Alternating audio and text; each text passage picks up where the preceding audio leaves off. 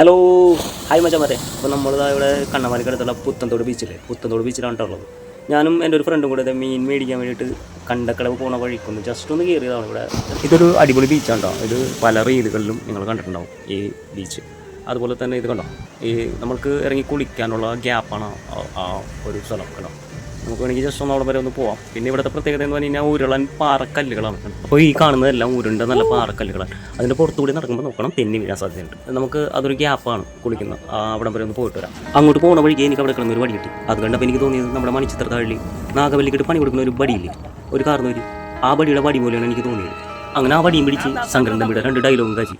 അങ്ങനെ അതിനുശേഷം ആ വടി എറിഞ്ഞ് കടലിലേക്ക് വിട്ടു. ഇത് ഞങ്ങൾ ഇവിടുത്തുകാരുടെ ഒരു ശീലം ഉണ്ടാകും. എന്ന് കിട്ടിയാൽ പടിഞ്ഞോട്ട് വലിച്ചെറി.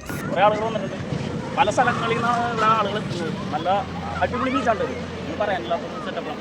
ഇവിടുത്തെ പ്രത്യേകത എന്ന് പറഞ്ഞു കഴിഞ്ഞാൽ ഈ ഉരുളൻ കല്ലുകളാണ്. അതാ ഇതിൻ്റെ പ്രത്യേകത എന്ന് പറഞ്ഞു കഴിഞ്ഞാൽ ഇത് വർഷങ്ങളായിട്ട് ഇവിടെ കിടന്ന് കടലിടിച്ച് അങ്ങനെ തേയ്മാനം സംഭവിച്ച് റെഡിയായതാണ്. വർഷങ്ങളായിട്ടുള്ളതാണ് ഇത്. ഞാൻ പണ്ട് താമസിച്ചെന്ന് വെച്ചാൽ നമ്മുടെ ബീച്ചിനടുത്തും ഇത് ഈ ഒരു സംഭവം ഉണ്ടായിരുന്നു, ഇതുപോലുള്ള കല്ലുകൾ.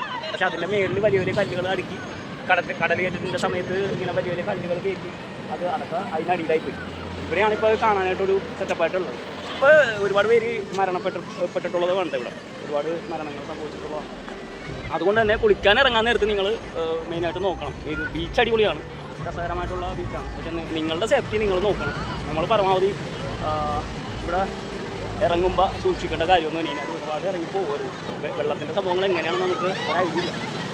അത്യാവശ്യം നീന്താൻ അറിയാവുന്നവരൊക്കെ ആണെങ്കിൽ വലിയ കുഴപ്പമില്ല.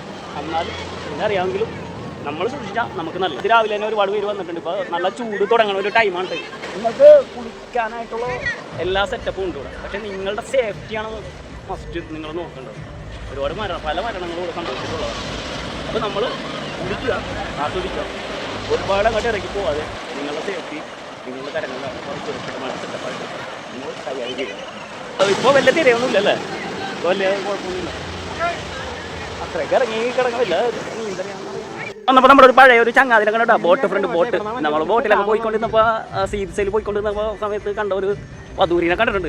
കാണിക്കാൻ ഞാൻ വധൂരിനെ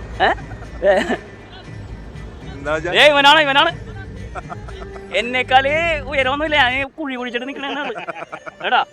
നമ്മ ഈ മണ്ണിൽ കുഴിച്ചിട്ടിരിക്കണേ, അല്ലാണ്ട് ഇവൻ എന്നെക്കാൾ പൊക്കോണെന്ന് നിങ്ങൾ വിചാരിക്കരുത്. അവൻ 2 വാക്ക് പറഞ്ഞു, നമ്മുടെ ടീമിനോട് 2 വാക്ക് പറഞ്ഞു. ബീച്ച് വന്നപ്പോൾ കണ്ടതാണ്. എന്താണ് നീ ഇവിടെ കാടാണോ? ശരി.